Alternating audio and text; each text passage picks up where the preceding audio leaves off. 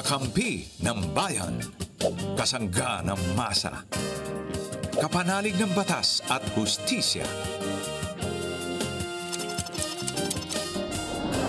Attorney Danny Con, abogado de Campanilla. Magandang gabi po sa lahat ng mga nanonood sa ating Signal 101 at padaming nanonood sa ating YouTube at Facebook Live. Of course, abogado de Campanilla, Attorney Danny Con. Ako po ang inyong Mare ng Bayan, Mariao. Eto na, Attorney Danny Con. Good evening. Taas ng energy ko, ha? Sa'yo. Magandang gabi. Oo. Kinuha ko na ba lahat ng energy mo? Parang nasip-sip lahat. Nachip-chip lahat, ha? Oo nga naman. Magandang gabi rin sa iyo, Mare. At sa ating mga kababayan. Magandang gabi rin po sa inyo lahat. Nahigop lahat ng energy. Ano yan? Parang yung sa Avengers, ganyan. Di ba? Well, anyway, bakit nga maganda ang gabi natin? Kasi syempre, parang dapat maganda kahit gabi di ba? Bakit magandang umaga, magandang hapon, magandang gabi? Bakit maganda? Sige nga, explain mo sa akin yan, Attorney. Alam ka naman babati ka, pangit na gabi po. Di ba? Ano pa ang logic nun? Sige nga. Bukod sa ang pangit nga na, pag sinabi mong pangit na gabi, pangit na umaga. Pag dumarating ka, ikaw ay nagdarasal na sana ang gabi nung ikaw ay dumating o yung panahon na ikaw ay dumating ay maging maganda. Yan. Diba? Positibo dapat. Positibo, hindi yung pangit. Positive. Oo nga. Oo. At saka, di ba, pag ginigreet ka ng magandang umaga, magandang hali, gabi, ganyan, parang it lightens up the mood. Di ba? Pag ikaw, ginigreet ka ng magandang morning, attorney, o professor, ano sinasabi mo? Anong maganda sa morning? Sabi ko na nga ba, ganyan ka Di ba? Hindi, pero alam nyo, di ba parang nakaka-brighten up your day kahit nasa gabi, magandang gabi po, ganyan. So, yan ang maganda sa gabi dahil kasama ninyo po ang inyong abogado de Campanilla na handang sumagot sa inyong mga katanungan. Mag-text po kayo sa amin o tumawag sa amin. Ito na mga numerong pwede ninyong tawagan. Asa na ang numero? Na dead air. Ayan ang numero, Nasa screen po Ayan, ninyo. nasa screen. Ayan. Kinakailangan pa bang i-memorize yan? Hindi na kailangan i-memorize. Ang hirap kaya memorizein yan. Kapag ka-Globe, 0954-310-0331. At kung Smart, 0961-770-8807. Alam mo ba, Attorney? Hindi. Siyempre, hindi mo alam, di ba? Hindi ko pa nasasabi di ba? O alam mo ba na every time that I look at our page or kaya dun sa ating Facebook, nakikita ko kahit na tapos na yung episode natin, marami pa rin nag-view. Kasi nakikita mo yun sa views Ganun ba? Yes, sabi ko na nga ba, pag walang Facebook, ang hirap makarelate. Hindi, baka naman humahabol lang yung counter. Oo. Hindi, totoo. Nakikita ko kasi, sabi ko, ay, yung views niya, dumadagdag ng dumadagdag. So, ibig sabihin, talagang nakikita na tayo sa ating Facebook Live at syempre sa ating YouTube channel. Kaya nakakatuwa yan. Continue to watch us and continue po na suportahan kami dito sa ating programa kasi talagang marami po kayong matututunan mula kay Attorney Abogado de Campanilla, Danny Concepcion. Kaya eto na ang ating first question. Alam mo na ang isasagot mo, Attorney? Sige. Taas pa rin ang energy, Bira. Sige. Bira, hi po. Ano po ang proseso na dapat gawin para sa estate tax? Unang-una siguro, sabihin natin, ano bang estate tax? Estate tax, yan po ang binabayaran para ang mana ay mailipat sa mga nagmana. Correct. Ayan. Wala na po ang nanay ko. So, in short, may pamana pala nanay niya, at mayroon siyang naiwan na maliit na ipon sa bangko at bahay namin. Pero sabi niya, mga nasa 70 square meters daw ang kanilang bahay. Na nasa kanyang pangalan siguro na nakatitulo, no? Ayaw ibigay ng bangko ang natirang ipon ng aking ina at isa sa mga requirements ay ang pagsesettle ng estate tax. Huy, alam mo, maganda pag-usapan ito. Kasi, sa totoo lang, mga friends, pag kayo ay may pera sa bangko at may namatay, pag hindi mo sinabi sa bangko, makukuha mo pa. Pero once na sinabi mo, hino-hold niya talaga. Ba't ganun? Eh, paano kung kailangan mo yung pambayad ng etchas? Paano na? Actually, ang pwede lamang kasing mag-withdraw ng perang nasa bangko ay yung depositor. Oo nga. Okay. Pero kung yung depositor ay nag-issue ng special power of attorney, may SPA, para yung representative niya ang mag-withdraw, yung SPA na yun ay mabisa hanggat buhay.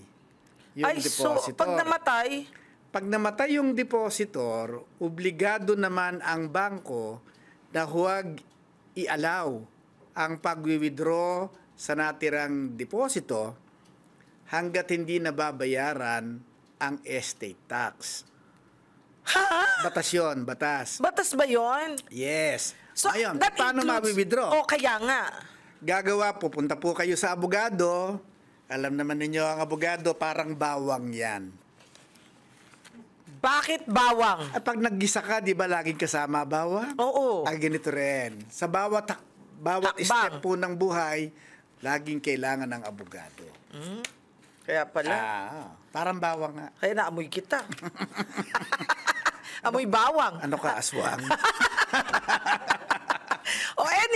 Anyway. So, bawat step, sige na nga, fine. Okay. So, kailangan ng... Kinakailangan ng, kung wala po siyang naiwanang testamento, most likely wala, kasi wala namang maraming ari-arian na naiwanan, gagawa po kayo ng extrajudicial settlement of estate. Isang dokumento po ito na ang gagawa ay isang abogado. Okay. Nako, marami pong requirement yan. May publication pa po yan. Nako. Opo. Paano? Paano? Ako lang para lang sa ating texter dito na medyo siguro, ako lang feeling ko lang kasi kung biglaan na namatay, sabihin na natin, at maliit lang naman yung kanyang pera, di ba? Paano kung kinakailangan yung pera na yun pambayad ng ospital? Basta pang-cremate? wala na tayong magagawa ron. Basta nalaman ng bangko na namatay na ang depositor, ay hindi papayagan ng bangkong ma-withdraw ang natitirang deposito nang walang bayad yung tax. Question. Pero ayokong parinig sa ibang tao kasi paano kaso kung mo yan hindi ganito yan paano kung ATM? May ATM naman. kung- Namatay. kung Pero may- alam niya yung number. Nakuha yun na withdraw. Maski nga hindi namatay, ma-withdraw niya Ay nga, tama nga naman. May Hindi point na- ka dyan. In short, hindi na pag-uusapan yung namatay. Pero hindi naman accountable yung mga tao doon sa hindi. Kasi pag nalaman ng bangko kasi na namatay na yung depositor, Oo. i-deactivate nila yung account. At saka lang nila i-deactivate. Yes, kapag Ay, alam ko na. deactivate yung account, pati yung ATM damay. Okay. Pero alam mo naman yung ATM na isasanla pa nga ang card Oo nga, totoo yan. Oo. Sa So, madalit sabi, kung may ATM yung nanay nyo, sana na-withdraw nyo. Kung alam niyo yung PIN ng account ng nanay nyo. Pero mukhang hindi nyo na-withdraw at naiwan ang deposito nang mamatay ang nanay nyo. Kaya lang, ito ang nagiging problema natin dyan. nako, isa lang ang naka-withdraw, isa lang ang nakakuha ng pera. Halimbawa, ang naiwanan mong deposito sa bangko ay 20,000.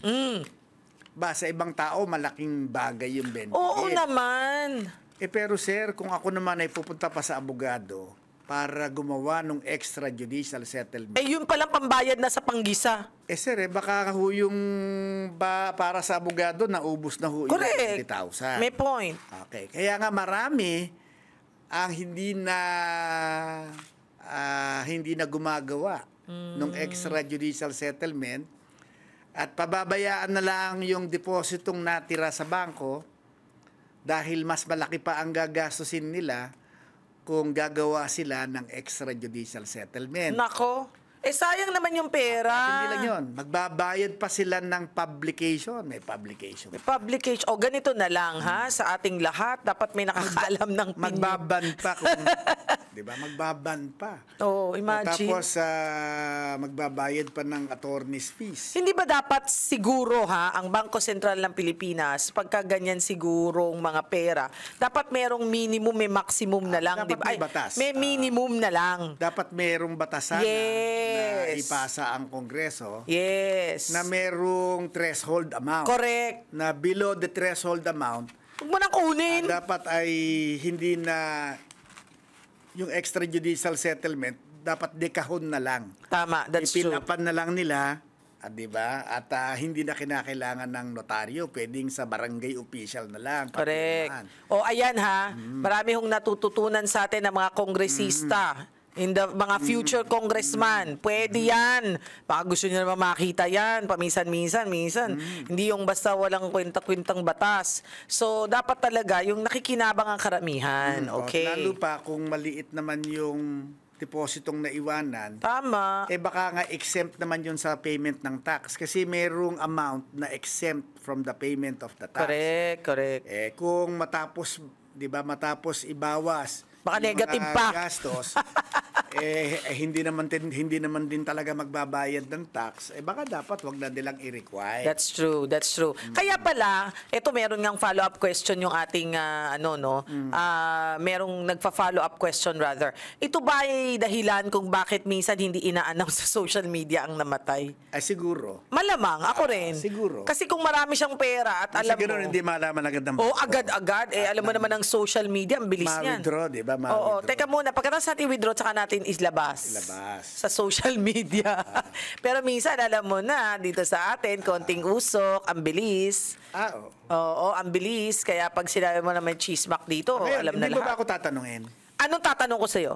Halimbawa na yung deposito hindi na kinuha nung mga tagapagbana. O, saan mapupunta? Pinabayaan na lang nila yung deposito sa bangko. Oo. Ano mangyayari sa deposito? Medyo alam ko yan eh. Ang bangko naman ay kukubra ng fee Oo. para Mauubos yan eh. hanggang maubos. Oo. Or kung matapos na yung kanilang pagkolekta, pupunta naman dyan sa gobyerno. Kasi ang mga depositong hindi na-claim o naging dormant ng matagal na panahon sa bangko, nagpupunta ito sa gobyerno. Pero ang tanong ko, kailan ang husto na pagbabawas? Question, kasi pag sinabi mong stagnant or dormant na hindi gumagalaw, nagkakaltas sila minsan 500 sa isang taon. Depende sa laki ng deposito. Pero ang tanong ko, attorney, bakit sila magbabawas? Hanggang saan ba dapat ang bawas lamang? Kapag ka naging dormant na kasi... Ng ilang taon? Meron bang requirement? Isang taon. Isang Pagka taon? Isang taon na hindi gumalaw. Dati 2 taon pero ngayon parang 1 taon na lang. Kapag walang movement yung account, walang deposito, walang withdrawal for a year, maka-classify yung account na dormant. At pag ito ay dormant na, magi-start na ang bangkong magkaltas. Doon pa lang ba siya nagkakaltas? Doon pa lang siya magkakaltas. 1 year? Na pag-dormant na. Magkakaltas siya ng service fee. Up to when would that stop? Meron merong a certain time na pag-dormant pa rin siya at may natira matapos makaltas yung service fee, pupunta na sa gobyerno yung balance. Ay, parang di ako naniniwala. Pupunta yun. Really? Ino-audit sila. Bakit ganun? Meron akong nakalimutan na pera. Meron ako nakalimutan na pera sa isang bangko kasi parang doon na nilagay yung sweldo, ganyan. Actually, nakalimutan ko na siya talaga. Totally. I forgot. So, Hindi kailangan ng pera. hindi, yun nga, nakalimutan ko talaga. Sabi ko, bakit? Nung nagkalkal ako, may ATM pa pala ako. Sabi ko, baka may pera pa pala ako dito. Sabi kong ganyan. So, pinuntahan ko nung nakita ko. Pag sabi niya sa akin, wala na akong pera. Sabi ko, bakit? Kasi wala pa nga mga 2 taon lang. Sabi ko, sa napunta, puro kaltas lang po. Yeah, that's it. Pero bakit ganun? Sa liit ng panahon, puro kaltas, wala naman napunta sa gobyerno. I would be happy kasi kung napunta sa gobyerno. kasi nga naubos. Naubos na, hindi ganun kalaki kasi yung naiwanan mo doon sa bangko. Well, I think ang naiwanan ko, if I'm not mistaken, I think naiwanan ko doon nasa 20. Ayun nga, baka yung 20 enough lang para bayaran yung service fee. For 2 years? Siguro. For 2 years? Most likely. Nawala Grabe tong bangko na makapagbukas nga ng bangko Nawala. bukas, ha? Nawala. Oo, Ngayon, bukas na bukas din. kung 40 milyong naiwanan mo ron, baka may ibinalik, meron pa silang babawas pa sila. No, I'm mistaken. Not 2 years. I think that was 5 years. Kaya pala, I think 5 years. I think 5 years. 5 Pero for 5 years, 20,000, ang laki ha. Parang ano na yan ha. Parang 5-6 ha. Service fee, hindi interest Ganon. Service fee, Oh, okay. Service Ang fee. sakit sa bulsa. Pero siguro magandang tingnan yan ng ating mga mambabatas sa mga future. Pero baliwala naman sa iyo, nalimutan mo. Hindi, kukunin ko sa'yo. Kala mo, ligtas ka na, kukunin ko sa'yo. Well, anyway, eto na. Dun sa ating naging texter ha, talagang kailangan ng extrajudicial settlement of estate, unfortunately, no? Pero malay natin, baka lang ha, hindi pa baboy, hindi pa manok, baka. Pwede bang pakiusapan yun ng bangko? Kunin na kuning, 20 lang naman. Ang bangko kasi, ino-audit. Ino-audit. Ino-audit ng central bank yan Okay, so ngayon yung mga uupong senador at uupong kongresista, alam na baka pwedeng tingnan nito. Gawan ng batas agad-agad. Oo, dahil para ito, matulungan correct, matutulungan natin yung mga tao. ang mga naulila. Ang tanong ko, dapat yung mga bangko also should have, sa bagay kasi sila nakikinabang, hindi nila sasabihin yan. Hindi naman talaga sila nakinabang kasi Makikinabang! service fee lang naman yung kanilang chinacharge. O kahit na service fee, hindi ba nakikinabang yun? Kaltas yun na malaki ha. Oo, pero nga dahil service fee, parang may serbisyo kasi sila. Anong serbisyo nga? Yung maintenance of the account. Wala nga eh. Hindi, kasi nandun pa sa record nila Nasa record lang, ang laki naman ng charge. hindi mo, kasi yung maintenance ng record, meron ding cost yan Sige na nga. Okay. Hindi kasi ito yung para tayo, naka-notebook lang. Pipilasin lang yung page ng notebook. Okay na. Okay na yan. Bayad na yan. Okay. Sabay lamuko sa tapon. Tapon, diba? May point ka din naman dyan. Pero syempre, sabi ko nga, hindi sasabihin ng mga bangko yan kasi sila nakikinabang dyan. So, dapat ang gobyerno ang tumulong sa mga taong nagkakaroon ng ganyang klaseng problema. Okay, eto na. Si Rose ng Bataan. Batasan. Normal po ba sa mga kondo na late talagang magbigay ng deed of sale? 4 years na pong binili namin ng kondo. Cash pa po. Pero, walang binibigay. Taas ng kilay ko, ha? Nag-o-occupy na po kami dun sa unit. Wala pa rin kaming deed of sale. Pwede ba yun? Di ba dapat pag nagbayad ka, automatic yan? Opo, dapat hindi nga lang pag nagbayad. Kapag ka po kayo ay nagkaroon ng kontrata sa isang condominium developer, ang unang bibigay po sa inyo dyan ay deed of conditional sale. Oo, Para meron kayong tama. katibayan na meron pa lang kayong mabibili. Cash na binayaran at eh. merong basihan para kayo ay magbayad. Yes. Cash na binili eh. Cash. Hindi, 4 years na po. Cash pa po. So parang isang bigayan. Isang bigayan lang. Bakit wala pang deed of sale? Hindi, ang tingin ko meron naman yang deed of sale. Okay. Baka ang hindi na ibibigay sa inyo yung titulo. Ay, malamang. Yung Yes, titulo. that's right. So, hindi na Pero siya kasi po, conditional sale, di ba? Hindi na. Oo. Dapat yan, meron pong deed of absolute Sale, yan. Ang tingin ko may pinirmahan. Kasi bakit kayo maglalabas ng pera kung wala kayong dokumentong pangahawakan na ang unit ay ibinenta sa inyo? Tama. Sa madalit sabi, ako ay kinukutuban na may pinirmahan naman kayong deed of absolute sale. At kaya nga i-deliver na sa inyong unit at kayo ay nakatira na dyan. Pero ipoprocess ngayon nila yung pag-i-issue ng condominium certificate of title. Certificate Kaya of kinuha title. uli yung deed of absolute sale sa inyo. I see. Sana ang ginawa nyo, kumuha kayo ng Xerox copy. Oo. Nagpa-kopya kayo at nang naitago naman ninyo sa inyong files yung kopya ng Deed of Absolute Sale. Kasi importante yung deed of Okay. absolute sale para makakuha ka ng CTC. Bakit natatagalan sila? Bakit nga ba 4 years? Maraming dahilan na pwedeng nangyari. Isa, baka kasi yung developer isinanla niya yung mga titulo ng unit sa bangko at yung proceeds ang ginamit niyang pagde-develop. Posible yan ha. Posible Marami yun. akong kilalang So, ganyan. kinakailangang tubusin pa nila sa bangko. Kaya natatagalan. Kaya natatagalan. Ang tanong ko, meron ba siyang right now, as we speak, may right ba siya na hingin kaagad dyan sa tao? Kasi for example, ako naman ang nangangailangan, ako may-ari. Kailangan ko isanla yung aking unit. For example lang naman, gusto kong i-mortgage yung unit ko. Wala pa akong CTC. Nandoon pa sa developer. Can I demand that from them? And pag hindi nila binigay, can I issue damages? And ask for damages? Oo, sa totoo lang, talaga namang kinakailangang ibigay nila yung CTC. Ang problema, kasi alam mo, naging abogado rin ako ng mga condominium project. Ha? Oo. At maraming condominium projects na ako ang gumawa ng kanilang mga dokumento. Inilalagay naman doon sa bilihan na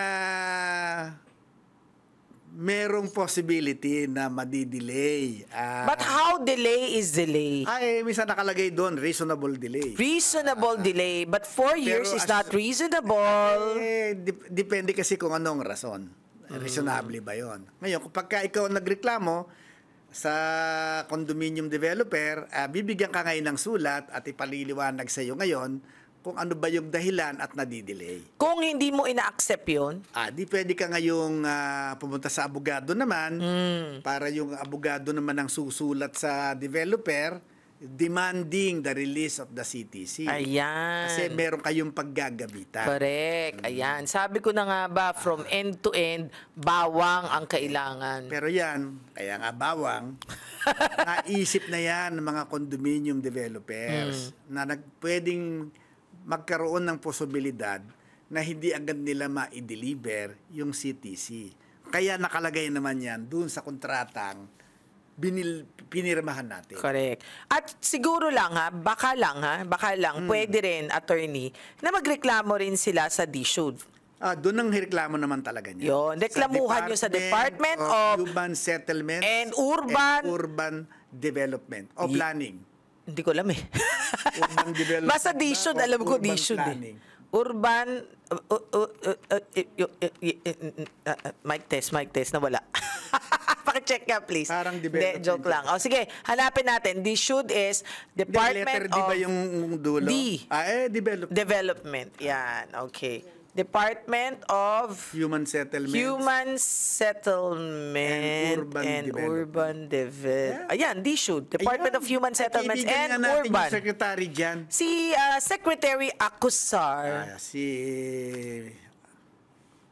Ayan, sige. Okay. So, eto Sinabi na. mo na eh. Sinabi ko na. Sinabi mo. Secretary Acusar. Secretary Acusar. Yes, okay. So, eto muna tayo sa caller. Meron tayong Jerry caller. Acusar. Sina? Jerry Acusar. Jerry Acusar. Okay. So, eto na. Si Dane from Bulacan. Hi, Dane. Good evening. Hello po, magandang gabi po. Yes, Dane. Anong gusto mo itanong kay attorney? Ayun, tatanong ko lang po sa ate ko po kasi ito yung pamangkin ko 7 years old na po and yung tatay po hindi pa po nagsusustento. Tungkol sa sustento. Okay. Opo. So, tinatanong niya Ayun yung po. para sa bata. Yung po bang ang hindi nagsusustento, yung pong ama ng bata? Yes po. May trabaho ba naman yung ama ng bata? Opo. O nasaan? Nasa Pilipinas ba? Opo. Pero siyempre, nakatira sa ibang bahay. Opo. Ganun na nga po. At hindi po siya nagbibigay ng sustento? Opo, ilang taon na rin po. Ay. Yan. Well, Mag-asawa ba? Legitimate na mag-asawa or hindi naman sila mag-asawa? kasal po ba yung ate Kasal ninyo ba, dun sa Jane? tatay ng bata? Jane? Opo. Kasal. Opo. Pagka po kasi kasal, kanya namang inaamin na yung bata, anak niya. Kung hindi kasal, inaamin naman niya na kanya. Meron pong obligasyon ang mga magulang na suportahan yung bata. Kung meron naman po siyang trabaho, ang tawag natin dyan ay gainfully employed. No? Meron siyang pinagkakakitaan, meron siyang sapat na kita, kinakailangan po niyang magbigay ng suporta. Dapat magbigay ng suporta. Ngayon, kadalasan po kasi, hindi nagkukusa. Anong magkukusa? Walang kusang palo. Wala. Yan ay parang pako Kailangan pukpukin. para bumaon. So, kailangan pukpukin. Narinig mo, Dane? Hindi babaon ng mag-isa. Oo. So, kailangan na mag-demand tayo ng suporta. Ang pinakamaganda dyan, pupunta tayo sa bawang. Kay Bawang. Sa abogado. Sa abogado. Oo. Punta tayo sa abogado. Natawa siya, doon sa bawang mo. Oo. Di ba Sabi niya, hindi naman kami aswang dito. Ba't ka mapupunta bawang? Hindi, kung aswang sila, lalong ayaw nila Hindi. bawang. So, ano pala? Hindi pala kami mahilig sa bawang. Ayaw, parang kang aswang. Ayaw namin na gastos Bakit ba? Parang aswang. Sige. Ngayon, pupunta po kayo sa abogado. Ngayon, kung mahihirapan po tayong humanap ng abogado na hindi sisingil lang malaki. Kasi po talagang pagka-abogado, minsan malakas, medyo mabigat. Hindi ako nagsabi niyan. Ikaw nagsabi niyan, ha? Baka magalit sa akin mga friends kong abogado. Lalo pa kung hindi mga di Campanilla pa yan. Ay. Lalo na kung di Campanilla pa yan. Wag nang sinasabi, pinagpapawisan na siya. Pupunta po kayo sa PAW. Ayun. Pwede rin pala sa PAW. Pwede daw sa kayo PAW. sa Walang bayad yun. Attorney's Office. Saan po Yan. ba kayo nakatira? Bulacan. Bulacan po. San Jose del Monte. Bulacan. Okay. Naku, San Jose. Kung nandito lang kayo sa Quezon City, pupuntahin ko na kayo sa UP College of Law. Ayun, Office Isang of sakay lang Legal naman po. Office of Legal Ano yan? Sorry, Dane. Ano yan? Isang sakay lang naman po. Ay, attorney, isang Ayan. sakay lang. Patulong Isang mo sakay naman lang. siya. Pupunta dito sa Diliman. Sa Diliman. Dito naman, help. Diyan Office of Legal Aid, diyan po sa UP College of Law sa Diliman. Ayan. Ngayon, pagpunta po ninyo doon, sabihin nyo, pinapunta kayo ng abogado ng bayan. Ayan. Sino yun? Sino nga ba yun? Ayan, sabihin niyo pinapunta kayo ni Attorney Danny Concepcion para matulungan kayo, Pero ha? kung malayo po Apo. at nasa Bulacan kayo, saan po ba kayo sa Bulacan?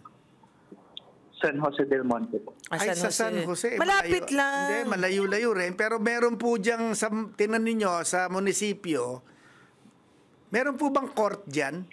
Meron. RTC, may RTC. meron po. Ayan, kasi pagka may RTC, most likely, meron pong malapit na Public Attorney's Office. Oo. Okay, pwede po kayong pumunta ron at sabihin niyo magpapagawa lang po kami ng demand letter doon po sa tatay ng bata para magbigay ng sustento. Kasi yun ang una, demand Yun ang letter. una, Oo. demand letter. Pag hindi po yan sandali, magkabarangay po ba kayo?